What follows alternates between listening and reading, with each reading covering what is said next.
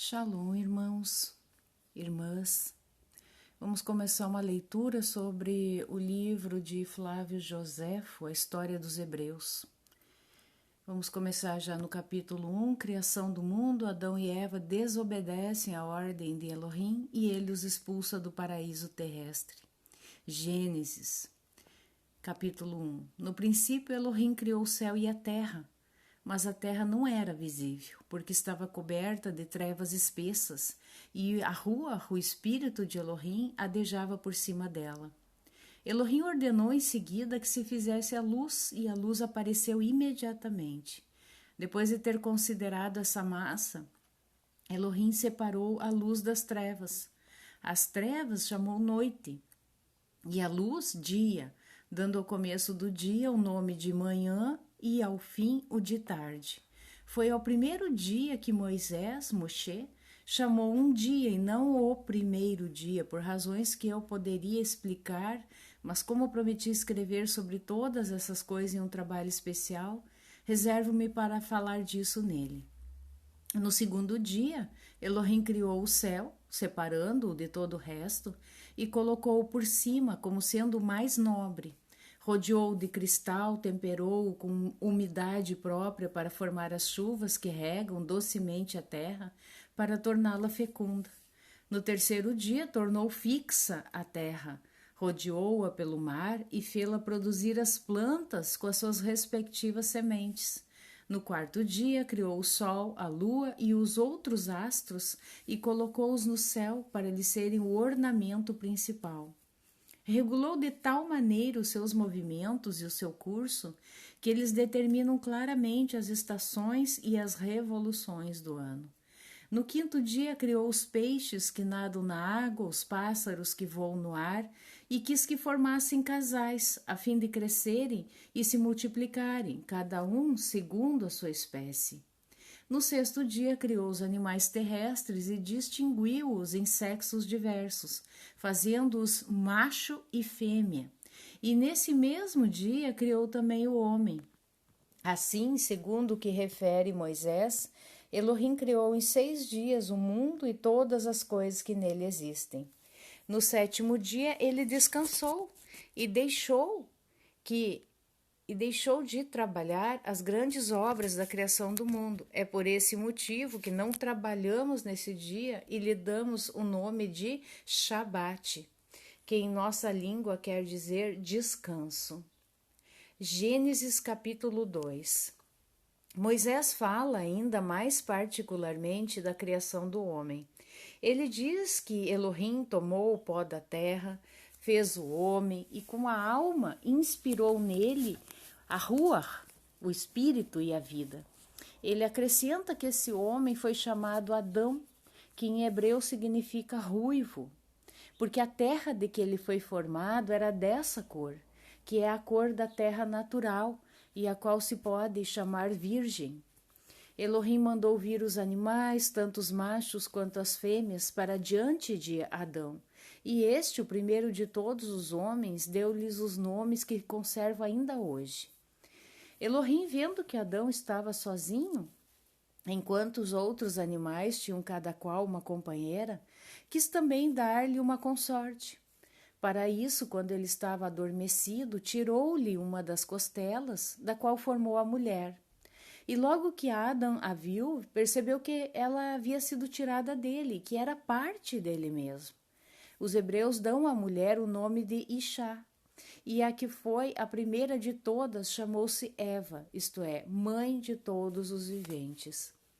Moshe narra em seguida como Elohim plantou do lado do oriente um delicioso jardim, que cumulou de todas as espécies de plantas, entre elas 2 árvores, uma das quais era a árvore da vida e a outra a da ciência, que ensinava a discernir o bem do mal. Ele colocou Adão e Eva, Rava, nesse jardim e mandou que cultivassem as plantas. O jardim era regado por um grande rio que o rodeava completamente e se dividia em 4 outros rios. O primeiro desses rios, chamado Pisson, que significa plenitude, e ao qual os gregos chamam Ganges, corre para a Índia e desemboca no mar. O segundo, que se chama Eufrates e for em nossa língua, significa dispersão ou flor. E o terceiro, a que chamam Tigre ou Diglat, que significa estreito e rápido. Ambos desembocam no Mar Vermelho. O quarto, de nome Guion, que significa que vem do Oriente, é chamado Nilo pelos gregos e atravessa todo o Egito. Elohim ordenou a Adão e Rava, como conhecida como Eva, que comessem de todos os frutos, mas lhes proibiu de tocar no da ciência, alertando-os de que morreria se o comesse. Havia então perfeita harmonia entre todos os animais e a serpente estava muito acostumada com Adão e Eva. Mas como a sua malícia fizesse invejar a felicidade de que ambos desfrutariam se observassem a ordem de Elohim e julgasse ela que, ao contrário, eles seriam vítimas de todas as desgraças se desobedecessem, tratou de persuadir Eva a comer do fruto proibido. Para melhor induzi-la, disse-lhe que o fruto continha uma virtude secreta, que dava o conhecimento do bem e do mal, e que se ela e o marido comessem dele, seriam tão felizes quanto Yahua. Assim, a serpente enganou a mulher, e esta desprezou a ordem divina, comeu o fruto, alegrou-se por tê-lo feito e induziu Adão a comê-lo também. Ora, como era verdade que o fruto dava grandíssimo discernimento, eles logo perceberam que estavam nus e sentiram vergonha. Então tomaram folhas de figueira para se cobrir, julgando-se mais felizes do que antes, porque agora conheciam o que até ali haviam ignorado. Yahua entrou no jardim e Adão, que antes do pecado conversava familiarmente com ele, não ousou apresentar-se por causa da falta que havia cometido. Elohim perguntou-lhe por que, em vez de sentir prazer em se aproximar dele, estava fugindo e se escondendo. Como Adão não soubesse o que responder porque se sentia culpado, Elohim lhe disse: eu vos havia provido de tudo que poderíeis desejar para viver sem penas e com prazer uma vida isenta de qualquer cuidado, que teria sido ao mesmo tempo muito longa e feliz. Mas vós vos opusestes ao meu desígnio, desprezastes a minha ordem, e não é por respeito que vos calais, mas porque a vossa consciência vos acusa. Adão, então, fez o que podia para se desculpar, pediu a Yahua que lhe perdoasse e lançou a sua falta sobre a mulher que o enganara e fora a causa de seu pecado. Ela, por sua vez, alegou que a serpente a havia enganado. Por isso Elohim, para castigar a Adão, por assim se ter deixado vencer, declarou que a terra não produziria mais frutos, a não ser para aqueles que a cultivassem com o suor do rosto, e mesmo assim não daria tudo o que dela se poderia desejar. Castigou também Eva, estabelecendo que por se haver deixado enganar pela serpente e atraído todos aqueles males sobre o marido, ela teria filhos com dor e sofrimento. E para castigar a serpente pela sua malícia, condenou-a a rastejar pela terra, declarando que ela seria inimiga do homem. Depois que Elohim impôs a todos o devido castigo, expulsou Adão e Eva daquele jardim de delícias. Capítulo 2. Caim mata seu irmão Abel. Elohim o expulsa. Sua posteridade é tão má quanto ele. Virtudes de Sete, outro filho de Adão. Gênesis 4. Adão e Eva tiveram 2 filhos e 3 filhas. O primeiro chamava-se Caim, que significa aquisição. O segundo, Abel, que quer dizer aflição. Os 2 eram de temperamentos completamente opostos. Abel, que era pastor de rebanhos, era mais justo. Considerava que Elohim se fazia presente em todas as suas ações e só pensava em agradar-lhe.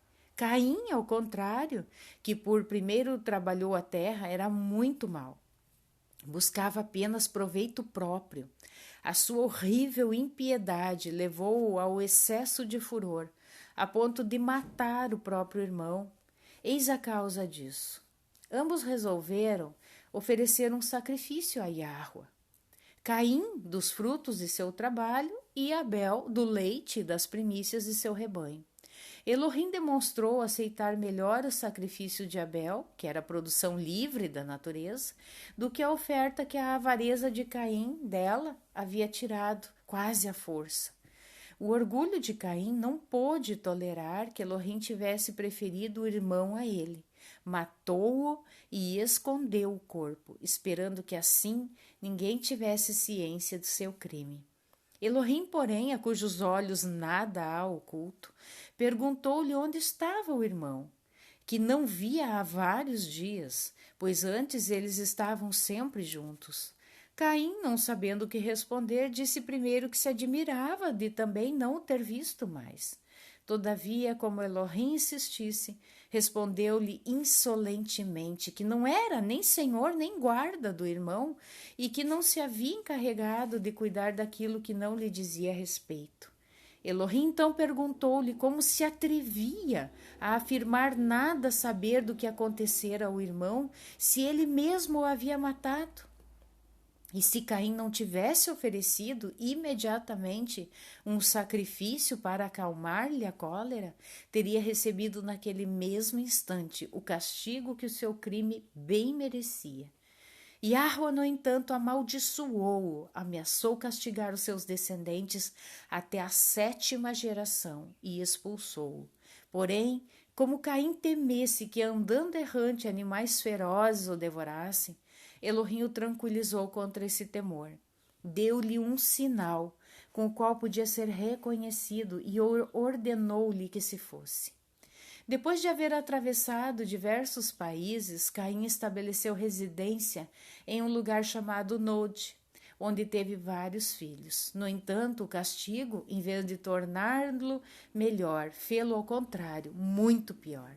Abandonou-se a toda sorte de prazeres e até usou de violência, apoderando-se de bens alheios para enriquecer-se.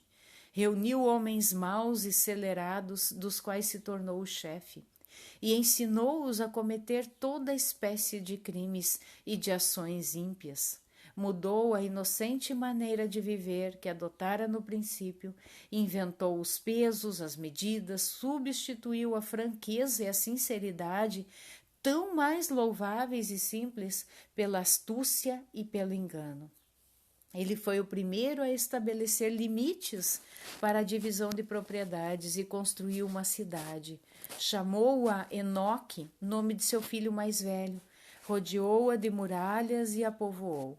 Enoque teve por filho Irad, Irad gerou Meujael, Meujael a Metussalém, e Metussalém a Lameque. Lameque teve 70 filhos de suas 2 esposas, Zilá e Adá, um dos quais, de nome Jabal, filho de Adá, foi o primeiro a morar embaixo de tendas e de pavilhões, levando uma vida de simples pastor. Jubal, seu irmão, inventou a música, o saltério e a harpa.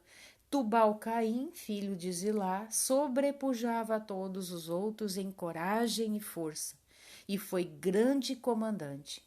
Nesse entretempo, enriqueceu e serviu-se de suas riquezas para viver ainda mais suntuosamente do que até então.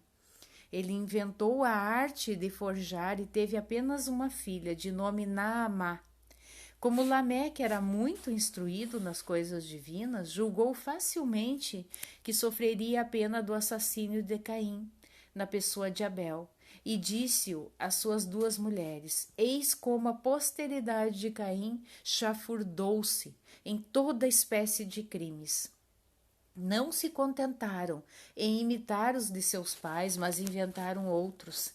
Entre eles havia assassínios e latrocínios, e os que não mergulhavam as mãos em sangue estavam cheios de orgulho e de avareza. Adão ainda vivia e tinha 130 anos. A morte de Abel e a fuga de Caim fizeram-no desejar ardentemente outros filhos, e teve mesmo vários. Depois de viver ainda 800 anos, morreu na idade de 930 anos. Seria demasiado longo discorrer sobre todos os filhos de Adão. Contentar-me-ei em dizer algo de um deles, de nome Sete.